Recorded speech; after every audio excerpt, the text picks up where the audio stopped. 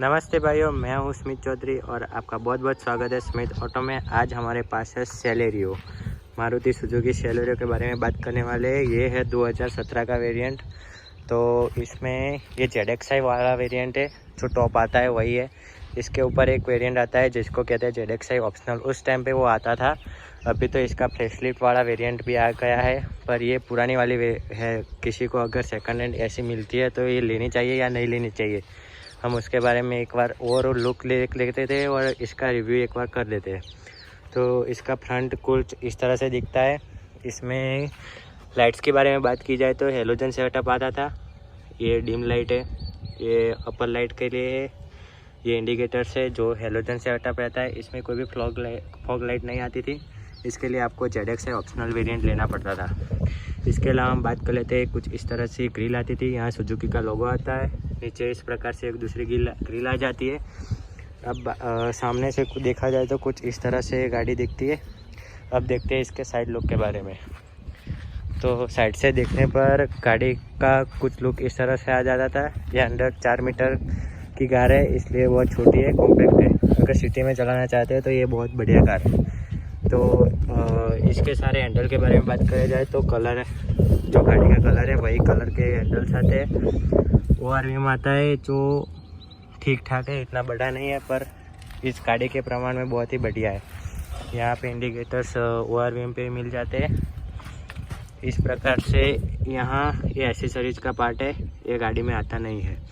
इसके अलावा हम बात कर लेते हैं इसके टायर्स के बारे में। बात करें तो टायर्स कुछ इस प्रकार से इसकी प्रोफाइल रहती है। 165 17 R14। इसका मतलब कि इसमें 14 इंच के स्टील रिम्स आते हैं। इसमें कोई भी अलॉय व्हील आते नहीं है। इसके व्हील कैप्स कंपनी से ही मिल जाती है। यहाँ सुजुकी का लोगो मिल जाता है।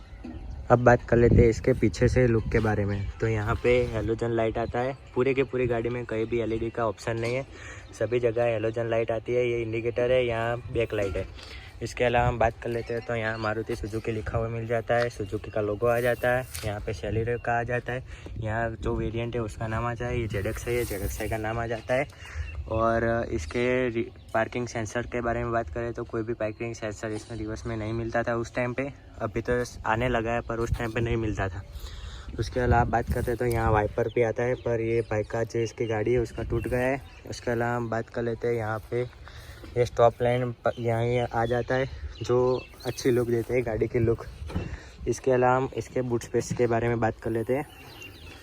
तो यहाँ से इस प्रकार से पार्सल ट्रे आती है। इसका बूट स्पेस की बात की जाए तो यहाँ पे एक हुक आ जाता है, कुछ चीज़ लटकानी हो तो इसके लिए। इस प्रकार से इसका बूट स्पेस है। तो बूट स्पेस की बात की जाए तो 235 लीटर्स का इसमें बूट स्पेस आता है। उसके अलावा हम बात कर ले तो यहाँ पे स्पेयर व्हील आ जाता है। स्पेयर व्हील की भी प्रोफाइल 14 इंची है। तो सभी टायर सेम ही आते हैं। ये भी स्टील रिम होता है। ये जैक बैग का सामान मिल जाता है। इसको यहाँ ऐसे रख सकते हैं हम। अब देख लेते हैं इसका फ्यूल। तो फ्यूल का यहाँ से आता है, ये पेट्रोल वाला वेरिएंट है। तो पेट्रोल इसमें 35 लीटर्स का पेट्रोल कैपेसिटी आता है। अब देख लेते हैं गाड़ी के अंदर से कि गाड़ी अंदर से दिखने में कैसी है। तो अंदर से कुछ इस तरह से दिखती है। तो पहले हम देख लेते हैं इसके डोर्स। तो डोर्स में आ जाते हैं, चारों के चारों पावर विंडो आ जाते हैं। ये विंडो लॉक करने के लिए, लॉक अनलॉक करने के लिए, ये ORVM को सेट करने के लिए आता है। और इसके अलावा हम बात कर लेते हैं, इस प्रकार से हैंडल आता है, प्लास्टिक का आता है जो सिल्वर फिनिश में आता है। उसके अलावा ये आता है लॉक अनलॉक करने के लिए। आप मैनुअल भी यहाँ से लॉक अनलॉक कर सकते हैं। उसके अलावा हम बात कर लेते हैं अंदर से। तो मैंने जैसे कहा कि ये ZXi वाला वेरिएंट है। इसकी चाबी के बारे में बात करें तो इस प्रकार से कुछ चाबी आती है। इसके अलावा इसमें सेंट्रल लॉकिंग आती है, कंपनी से ही आती है। उसकी भी चाबी आती है, पर वो जिसकी गाड़ी है उसने ये चाबी ओरिजिनल है, उसकी बैटरी ख़त्म हो गई, इसलिए इसने ये चाबी रखी है अभी। इसके अलावा इसमें बटन वाली भी चाबी आती है। तो हम इसको स्टीयरिंग को सीधा कर लेते हैं, फिर दिखा देते हैं कैसा होता है। तो ये इसके सारे कंट्रोल्स है यहीं पे स्टीयरिंग पे मिल जाते हैं। वॉल्यूम बढ़ाने के लिए, नेक्स्ट प्रीवियस करने के लिए, म्यूट करने के लिए, मोड चेंज करने के लिए। म्यूट कर लेते हैं हम इसको।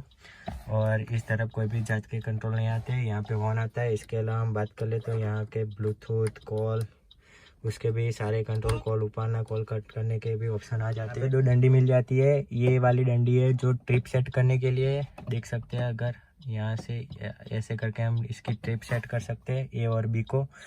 ये है, इस तरफ भी आप इसका देख सकते हैं कितनी एवरेज दे रही है। उसके अलावा अभी 12.8 की एवरेज दिखा रही है। काफ़ी देर से हमें गाड़ी यहाँ शुरू करके खड़ी करती थी, इसलिए इसकी एवरेज कम दिखा रही है।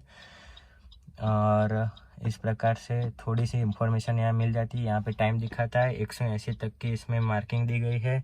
8000 RPM तक इसका दिया गया है। ये पेट्रोल वाला वेरिएंट है, इसलिए इसमें इतना आता है।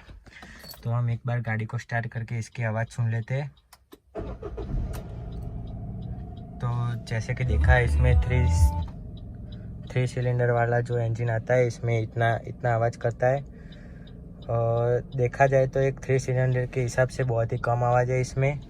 इसके एसी की बात कर लेते हैं हम। तो एसी आवाज़ शुरू करने के बाद इसकी आवाज़ में है जो चेंजेस हो जाते हैं। तो इसमें कुछ इस प्रकार से एसी आ जाता है। इसमें कोई भी ऑटोमेटिक एसी नहीं आता है। यहाँ से 1 2 3 4 पर हम कर सकते हैं। यहाँ से गर्मी को बढ़ाना कम करना हम कर सकते हैं। ये सारे मोड्स मिल जाते हैं। अगर आपको पैर में हवा चाहिए, सिर्फ पैर में चाहिए, इस प्रकार से मोड्स मिल जाते हैं। इस प्रकार से इसका स्टीरियो आता है, ये कंपनी से ही आता है। इसमें बेसिक से सभी चीज़ें मिल जाती है। और उसके अलावा हम बात करें तो इसका एसी वेंट्स इस तरफ जा रही है, हजार लाइट ऑन ऑफ करने के लिए होता है।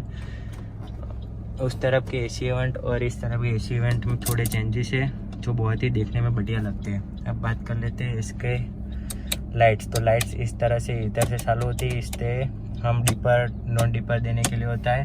ये इंडिकेटर्स देने के लिए होता है। इस प्रकार से हम इंडिकेटर्स इसमें दे सकते हैं। और ये है वो वाइपर से कंट्रोल्स आ जाते हैं सारे।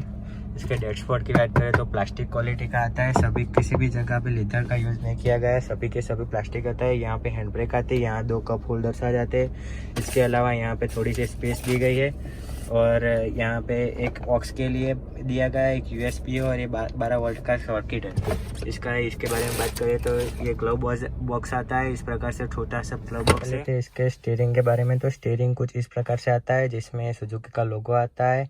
और इसके एयरबैग में देखा जाए तो एक ही एयरबैग आता है, उसमें कोई भी 2 एयरबैग नहीं आते हैं। अगर आप ZXi ऑप्शनल वाले वेरिएंट लेते हैं तो इसमें दो एयरबैग्स आ जाते हैं, पर इसमें सिर्फ एक ही एयरबैग आता था उस टाइम पे। और यहाँ पे उसकी बैजिंग भी दी गई है SAS एयरबैग करके। यहाँ पे हॉर्न आता है। हॉर्न के बारे में देखें तो कुछ इस प्रकार से हॉर्न दिया जाता है।